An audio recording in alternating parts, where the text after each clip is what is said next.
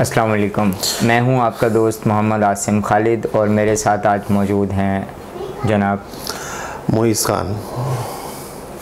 आज हम मिलके इस बात पे जो भी इस मुल्क में सियासी सरगर्मियाँ चल रही हैं इस पे बातचीत करेंगे।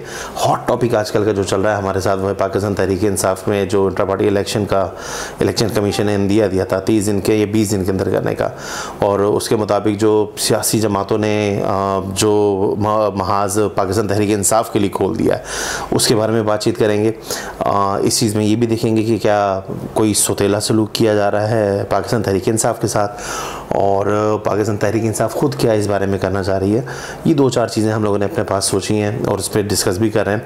पहले तो मैं कोशिश करूँगा कि मैं आसिम साहब से डिस्कस करूँ इस बारे में कि वो इस बारे में क्या कहते हैं कि जो पाकिस्तान तहरीक इंसाफ के साथ इस वक्त हो रहा है, क्या इसमें कोई ख़ास उनके ख़िलाफ़ कोई साजिश रची जा रही है या इसमें पाकिस्तान तहरीक इंसाफ की खुद भी कोई अपनी गलती है।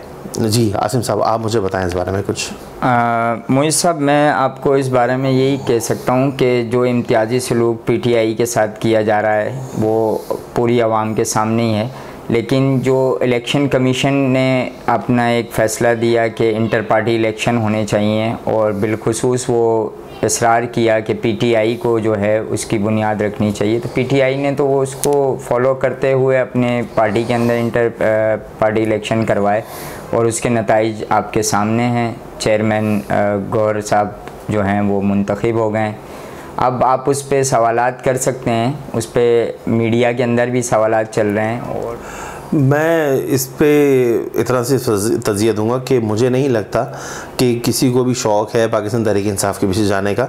मसला सिर्फ ये है कि पाकिस्तान तहरीक इंसाफ अभी तक एक नौमौलूद बच्चे की तरह अपने आप को खुद ब खुद अपनी मुश्किलों को पैदा करती है और उसमें खुद फंसती है। ये सबको पता है कि तमाम जमातें, जितनी भी सियासी जमातें, जितनी भी बड़ी सियासी जमातें हैं, वो सब इस चीज़ को मैनिपुलेट करती हैं और इस तरह के इलेक्शंस को मैनिपुलेट करके इलेक्शन कमीशन में चीज़ें जमा करवाती हैं। जो उनके रूल, मेरे ख्याल में रूल 7 भी यही है कि 7 दिन के अंदर अंदर इलेक्शन के बाद उन्होंने एक सर्टिफिकेट जमा करवाना होता है कि जी हाँ जी इलेक्शन हमने प्रॉपर करके जमा करवा दिया।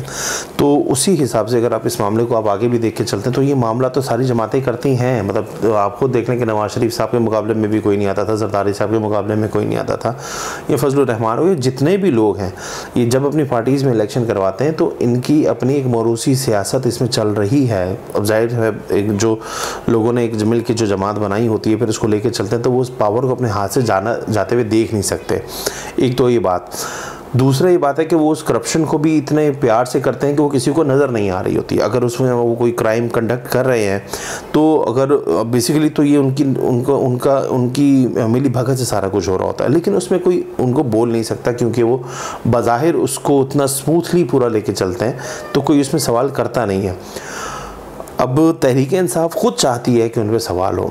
अब कुछ रोज़ पहले ही TV शो पे एक बैठ के बैरिस्टर ज़फ़र साहब जो है वो एक्सक्यूज़ मी, बैरिस्टर ज़फ़र साहब इस बारे में बात कर रहे थे कि हम एक डमी इलेक्शन कंडक्ट करेंगे और उसमें सारा कुछ कर देंगे। चलो ठीक है, अगर आपने डमी इलेक्शन कंडक्ट करना भी तो भाई आपको TV पे आके चीज़ बोलने की क्या ज़रूरत है।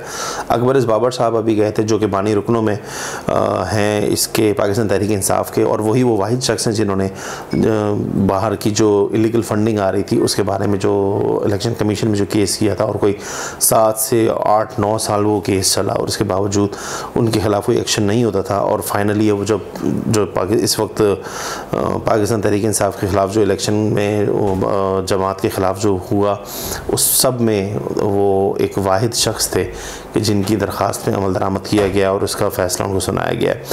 उन्होंने ही दोबारा इस चीज़ को आगे फॉलोअप किया है और उन्होंने जाके पूरा चेक किया है, और जब वो चेक करने के लिए गए हैं तो इलेक्शन सेल में तो वहाँ पे कोई ऐसे मामला थे ही नहीं। वहाँ पे ना कोई वोटर था, ना कोई जो कैंडिडेट्स नहीं थे, कुछ भी नहीं था। तो ख़ुद इस चीज़ को अपने लिए पाकिस्तान तहरीक इंसाफ ने अपने लिए प्रॉब्लम क्रिएट की है। कल को ये इलेक्शन भी चैलेंज हो जाएगा। इन्होंने एक बल्ले का निशान बचाने के लिए जो अपने प्रॉब्लम्स क्रिएट किए हैं इस बारे में हमें जानने की ज़रूरत है कि आगे चल के ये हमारे लिए क्या मसला हो सकता है। कल को वो इमरान खान को बचाने के लिए इस चीज़ को आगे लेके चल रहे हैं। अब वो इमरान खान तो वैसी जेल में बैठे हैं, वो कुछ नहीं कर सकते। अब वो जो बल्ले को बचाने के लिए जो एक इलेक्शन कंडक्ट कर रहे थे उसको भी बकौल उन्होंने अपने ही अल्फाजों में खुद बयान कर दिया है कि अब ये प्रॉब्लम है। इस बारे में मैं सोच रहा हूँ कि अब अगर 20 दिन के अंदर इसको चैलेंज कर दिया जाता है तो बल्ले का निशान जनरल इलेक्शंस में कहाँ पे होगा। मैं इस चीज़ को लेके भी परेशान हूँ। अच्छा मोइस भाई, मैं आपसे एक और सवाल करना चाहता हूँ। वो मेरा सवाल ये है कि मरियम औरंगज़ेब साहिबा जो हैं, उन्होंने अभी एक बयान में कहा कि पीटीआई को चाहिए कि वो अपने अंदर जो है शफाफ इलेक्शन करवाए और आवाम के सामने कराए। तो आप नहीं समझते कि ये इलेक्शन मुस्लिम लीग नून को भी अपने अंदर इसी शफाफियत के साथ करवाना चाहिए? आसिम भाई, मेरा यही कहना है कि मैंने अपने सवाल में भी जो जवाब जो दिया उसमें मैंने नई चीज़ दोहराई है कि तमाम लोग, अगर आप देखें नून लीग में कौन आ जाता है बड़ी जमात में, मतलब इतनी बड़ी जमात है ये भी, तो इसमें भी इलेक्शन ऐसे ही होते हैं। इनका वज़ीर आज़म कौन था, इनका वज़ीर आला कौन था, इनके वज़ीर इत्तलात कैसे हैं, इनके सारे मामला कैसे चलते आ रहे हैं, सबको पता है, हम सबको पता है। लेकिन फिर वही बात आती है कि इन्होंने कभी टीवी पे बैठ के, इन्होंने कहीं बैठ के ये चीज़ें नहीं कही हैं कि हम ये चीज़ें जो है वो मैनिपुलेट कर रहे हैं। लेकिन पाकिस्तान तहरीक इंसाफ तो बाकायदा खुद उनके अपने ही बंदे, किसी ने इल्ज़ाम तो बाद में लगाना होता है ना। पाकिस्तान तहरीक इंसाफ तो खुद इस चीज़ को कह रही है कि हम इसको जो है वो डमी कंडक्ट कर रहे हैं। तो मतलब अपने लिए प्रॉब्लम्स भी तो खुद क्रिएट करते हैं ना। ये मरियम औरंगज़ेब साहिबा का कहना बहुत मुनासिब था कि वो बिल्कुल सही कह रही है अपनी जगह पे, लेकिन फिर जब उनके अपने ऊपर बात आती है तो वो मतलब उनकी अपनी फिर क्या वर्थ होती है? अगर देखा जाए तो उनकी अपनी वर्थ क्या है? वालिद की जगह पे वो आ गई हैं, सही है, उनके वालिद नहीं है। मुशाहिदुल्लाह साहब एक बहुत बड़ा नाम है। तो अब आप आगे सारी चीज़ें जब लेके चलेंगे तो आप उन चीज़ों को देखें कि सब चीज़ें कैसे होती हैं। हर सियासी जमात में ये चीज़ें होती हैं, लेकिन बस ये है कि इस वक्त पाकिस्तान तहरीक इंसाफ पे एक बुरा वक्त चल रहा है, तो अब जिसका जो है वो बस चलता है वो तहरीक इंसाफ पे इस वक्त जो है वो कर रहा है। लेकिन तहरीक इंसाफ भी जब इस अरूज पे थी और ये दौर, ये मकबूलियत का दौर जब पाकिस्तान नून लीग का था, तो जिस तरह उसको 2017-18 में गिरा के और जिस तरह इनको जो है वो दूध का धुला बना के, जो देवता बना के इस्टेब्लिशमेंट ने हमारे आगे ला के रखा है, तो इस चीज़ की भी कोई दूसरी मिसाल नहीं मिलती।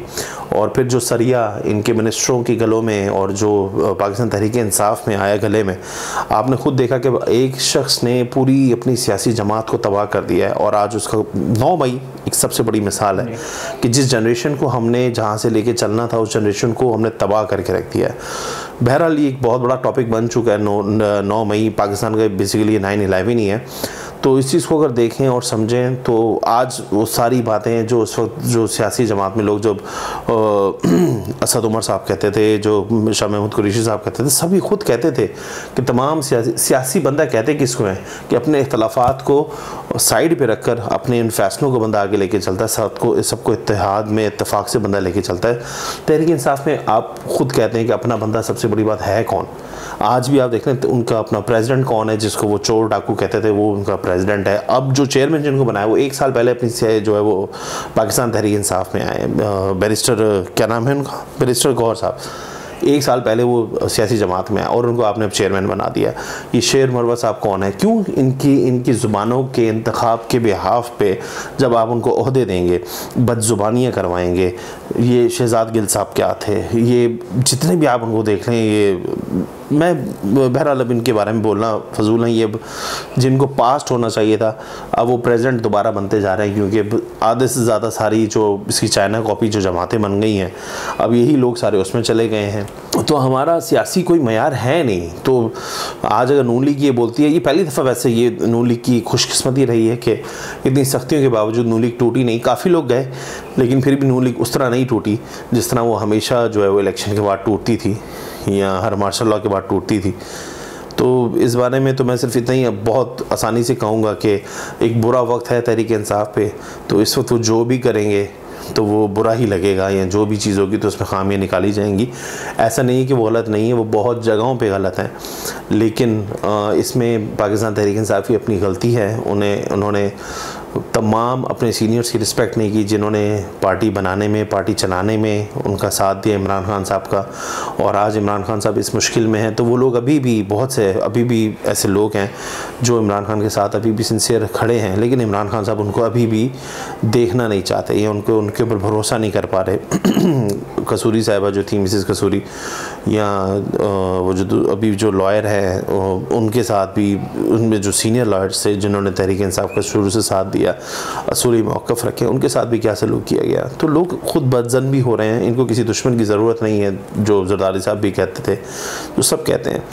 इन्होंने अपने आप को खुद बर्बाद किया है। अच्छा, जरदारी साहब का आपने जिक्र किया, मैं आपसे ये पूछना चाहूँगा कि अभी पिछले दिनों बिलावल भुट्टो साहब ने अपने जलसा आम में खिताब करते हुए इस चीज़ का इज़हार किया कि 70 साल के शख्स को घर बैठ जाना चाहिए। तो वो ये 70 साल के जो शख्स के बारे में इशारा कर रहे हैं, वो किसी मुनफरिद इंसान के बारे में बात कर रहे हैं या फिर वो चाहते हैं कि अब जो इलेक्शंस हों उसके अंदर 70 साल से ज़ायद उम्र के लोग जो हैं वो हिस्सा ना लें? आप इसको किस तरीके से समझते हैं? तो मैं तो बेसिस में ये कहूँगा, ये तो उन्होंने इस पैगाम को इतनी दूर भेजने से पहले अपने वालिद से इस चीज़ पे रब्ता करते और पहले उनको बोलते कि आप घर बैठे। जी। लेकिन बहरहाल ये एक बहुत ही गलत राय है उनकी, क्योंकि हाँ ठीक है, पार्टी में देखें, घर में जब बच्चा जवान होता है तो इसका ये मतलब नहीं होता कि वालिदैन को घर से निकाल दिया जाए। तो सीनियरिटी हमेशा मैटर करती है, उनके एक्सपीरियंस, उनके तजर्बे। आज अगर जरदारी साहब पे इस उम्र के इस अहाते में हैं, लेकिन आप आज भी किसी भी शख्स को अगर आप पूछते हैं बैठा के या किसी भी एक तज्ज़ियाकार से आप पूछेंगे इस बारे में, तो जरदारी साहब को ही अभी तक सबसे बेहतरीन जो है वो सियासतदान कंसिडर किया जाता है। और ठीक है, और तमाम मामलात और तमाम जैसे भी ख्यालात के लोग होते हैं और उनके सब जैसे भी इश्यूज चल रहे होते हैं उस सब में मुफाहमत का बादशाह भी कहा जाता है। और इस्टेब्लिशमेंट के साथ वो जब चाहते हैं उनके ताल्लुकात अच्छे हो जाते हैं, जब वो चाहते हैं उनके मामला जैसे चलना चाहते हैं, बनाना चाहते हैं।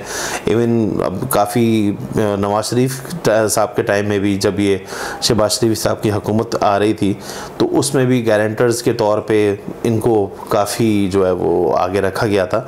बहरहाल ये सारी चीज़ें हैं, लेकिन इन चीज़ों को आप साइड पे करके अगर सीरियस टॉपिक पे बात करेंगे तो वो यही है कि अब हमारा जो यूथ की जमात जिसको हम कंसिडर करते हैं तो उसका अपना लीडर कितने साल का है। और मतलब इमरान खान को आजकल की तारीख में कहा जा रहा है कि वो यूथ का जो है वो बादशाह है। तो अगर वो यूथ का बादशाह तो उनकी उम्र कितनी है? आज वो कल तक जो अपने आप को सबसे बड़े जवान जो कहते थे, अब उनके ही लोग ये दलीलें देते हुए नज़र आते हैं, उनकी बहनें, उनके जो जमात के जो मिनिस्टर्स थे कि जी आपने 70 साल के बंदे को जेल में डाला हुआ है। और कल तक वही 70 साल का शख्स जो है वो मुक्के बना के, हाथ उठा के, मुंह फेर के मुंह पे, ओए जरदारी, ओए नवाज शरीफ, तुम्हारे में एसी निकाल लूँगा, तुम्हारे में ये कर लूँगा, तुम्हारे वो कर लूँगा, किस किस किस्म की ज़ुबान का इस्तेमाल करते रहें। मैं सिर्फ इतना कहना चाहूँगा, आज वो जेल में, मतलब जो 9 मई हुआ है वो सिर्फ मेरे ख्याल में एक रात भी जेल की नहीं थी, एक शाम थी समझे, जिस तरह उनके साथ वो सलूक किया गया और फिर उन्होंने बाहर निकल के जो इस मुल्क के साथ किया। दो तरफा चीज़ें होती हैं सारी, किसी भी एक चीज़ में आप उसको नहीं कह सकते। लेकिन अगर आप इस जमातों, इन तमाम जमातों से अगर आप सबको हटा देंगे तो आज आपकी बर्दाश्त के मुताबिक कोई भी आपका यंग सियासतदान ऐसा नहीं है जो कोई अच्छा फ़ैसला कर सके, क्योंकि हर चीज़ सिर्फ आपकी कैलकुलेशन के हिसाब से नहीं चलती, या हर चीज़ आपकी पेपर वर्क के हिसाब से नहीं चलती। कई बार आपके कई मामलात जो है वो आपकी मुफाहमत और आपके सब्र और आपके तजर्बे से हल किए जाते हैं। बेसिकली यही एक फ़र्क है इंजीनियर और मैकेनिक में। तो जो मैं समझाना चाह रहा हूँ यही है कि ज़रूरी नहीं है कि सियासतदान जो है वो बैचलर्स या MBA या मास्टर्स या लंदन से मास्टर्स करके आया हो। आपको देख लें तो सियासतदानों की जो हिस्ट्री है वो कोई मैट्रिक है, कोई इंटर है, लेकिन उनको उनका बुरा नहीं कह सकते, लेकिन ये है कि अल्लाह ताला ने किसी के हाथ किसी की किस्मत लिखी होती है। तो वही ये जो इंटरमीडिएट हैं, वो जो बैचलर्स हैं, वो आपके मुल्क को चलाते हैं, और वही जो टॉपर होते हैं दुनिया के, वो उनके अंडर जॉब्स कर रहे होते हैं, क्योंकि मैनेजमेंट और लीडरशिप हर किसी को अल्लाह ताला नहीं देता। तो अगर बिलावल साहब ये चीज़ें कह रहे हैं तो सबसे पहले मैं उनको मशवरा दूंगा कि अपनी जमात से इस चीज़ को शुरू करें, और जब वो अपनी जमात से इस चीज़ को शुरू करेंगे तो दूसरों के लिए एक बहुत अच्छी एग्जाम्पल बनेगी। मैं तभी कहता हूँ कि आजकल के दौर में ताने देना और ये सारी चीज़ें करना बहुत आसान है, लेकिन कल को जब ये वक्त गुजर जाते हैं तो इनके अपने अल्फाज इनके मुँह पे पड़ते हैं। कल तक नवाज शरीफ साहब को ताने देने वाले कि जी उनकी वालदा, उनकी जो है वो वाइफ मर गई और ये हो गया, उनके साथ क्या क्या सलूक किया गया, उनको मिलने नहीं दिया गया, फ़ोन पे बात नहीं कराने दी गई, उनके जनाज़ों पे नहीं आ सके, हर चीज़ उनके साथ चलती रही है। वही चीज़ अब आप खुद देखेंगे जब इमरान खान साहब जेल में, तो अब हम उस पर अगर कोई दूसरा ताना दे कि उनके बच्चे तो उनसे अभी तक मिलने भी नहीं आए, तमाम सब एक कैटेगरी पे मैं रखता हूँ। मैं किसी को भी किसी से बालातर नहीं समझता, लेकिन किसी में कोई फ़र्क नहीं है, लेकिन सबको दूसरों के साथ एक ऐसा महज़ब लहजा रवैया और रखना चाहिए कि कल को किसी पे भी ये वक्त आ सकता है। तो अगर जो शॉर्टकट्स लेके आएंगे, ये भी एक हकीकत है कि इनसे आप इनको चीज़ों को दरगुजर सिर्फ कर सकते हैं, आप इन पे कोई एक्शन नहीं कर सकते, क्योंकि आप एक ऐसे मुल्क में रह रहे हैं कि जहाँ का सारा निज़ाम किन के हाथों में आपको खुद जानते, आप सबको जानते हैं, और बग़ैर उनकी मदद के सियासत में आना ये भी एक बहुत बड़ा हमारे लिए चैलेंज है। तो मैं सिर्फ इतना कहूँगा कि हमें सबको इस चीज़ को देखते मद्देनज़र रखते हुए ऐसी बातें करनी चाहिए कि आवाम को और बेवकूफ़ ना बनाया जा सके। आवाम के लिए जितनी आसानियाँ कर सकते हैं, कम से कम जितनी आसानियाँ कर सकते हैं, मैं ज़्यादा से ज़्यादा भी नहीं कह रहा, कि कम से कम जितनी आसानियाँ हम उनके लिए कर सकते हैं हमें करनी चाहिए। अच्छा मोइज़ साहब, अभी आपने थोड़ी देर पहले अपनी बात में कहा मुफाहमत के बादशाह ज़रदारी साहब को, तो मैं आपसे ये पूछना चाहता हूँ, जो मुफाहमत के बादशाह ज़रदारी साहब हैं वो बग़ैर इस्टेब्लिशमेंट के ये इलेक्शन जीत पाएंगे? अच्छा, पाकिस्तान की सियासत में कोई भी बात हतमी हो नहीं सकती, इस चीज़ के बारे में कुछ भी कहना कबल वक्त होगा। जैसे आपने ख़ुद अपने लाइन में कहा है कि वो मुफाहमत के बादशाह हैं, हो सकता है उनकी मुफाहमत कहीं भी किसी भी वक्त और किसी भी मौके पे कामयाब हो जाए, लेकिन बज़ाहिर तौर पे जो हालात हैं, जो मौसम है, जो वक्त बदला है, ये पाकिस्तान मुस्लिम लीग नून के हक़ में जा रही हैं सारी चीज़ें। और इस बारे में ये कहना इस वक्त गलत नहीं होगा कि तमाम जो फ़िज़ाएँ बनाई गई हैं ये पाकिस्तान मुस्लिम लीग नून के लिए हैं। अब सिर्फ इस चीज़ पे बात हो सकती है कि उनको कितनी अक्सरियत दी जाएगी। जो तमाम तजियाकार भी बातें कर रहे हैं और जो हम तक भी जो इतलात आती हैं, जो हम लोगों में उठना बैठना होता है, हमें वहाँ से ये चीज़ पता लगती है कि बज़ाहिर जो है वो हालात मुस्लिम लीग नून के लिए राहें हमवार करते दिखाई दे रहे हैं। तो यानी आप समझते हैं कि इस इलेक्शन का जो ज़्यादातर फ़ायदा होगा वो मुस्लिम लीग नून को होगा? फ़ायदा तो मैं कुछ नहीं कह सकता, लेकिन बज़ाहिर जमहूरियत को बहुत बड़ा नुकसान है, क्योंकि हर बच्चा जानता है कि ये इलेक्शन कैसे होंगे। बहरहाल इलेक्शन पे तो हम कोई सवाल उठा नहीं सकते, उनकी ना तारीख़ों पे ना कोई इबहम हम पैदा नहीं करना चाहते, लेकिन इस बारे में सिर्फ इतना ज़रूर कहेंगे कि जब ये मसले उस वक्त तक हल नहीं हो सकते जब तक या तमाम सियासी जमातें आपस में मिल के बैठ कर कोई इत्तेहाद कायम करें और इस चीज़ का कोई लाहे अमल या मिसाक जमहूरियत या मिसाक सिविलियन बालादस्ती कोई ऐसी चीज़ करें, तो फिर तो कुछ हो सकता है। लेकिन क्योंकि सियासतदानों के अपने जो हैं मुफादात ऐसे हैं, तो उनकी अपनी कोशिश ये होती है कि ऐसे चोर रास्तों से आगे आएँ और अपने आप को आगे लेके चलें और अपने आप को कामयाब बनाएं और एक ऐसी सीट हासिल करके बैठ जाएं। उसके बाद उनको ना फिर आओ ना ताओ कुछ नज़र आता है। और बहरहाल कुर्सी किसी को भी बुरी नहीं लगती। इमरान खान साहब भी जो पहले कहते थे या नवाज शरीफ साहब जो पहले कहते हैं, इलेक्शन से पहले इन सब के बयान चेक कर लें और इलेक्शन के बाद इन सब के बयान चेक कर लें, तो ये सब बज़ाहिर एक सा मामला है और एक दूसरे की टांगें खींच के लोग आगे बढ़ते रहेंगे। ठीक है मोइज़ साहब, बहुत बहुत शुक्रिया आपका प्रोग्राम में शामिल होने के लिए, और मेरी दुआ है कि परवरदिगार इन तमाम देखने वालों को अजर अता फरमाए। आमीन आमीन।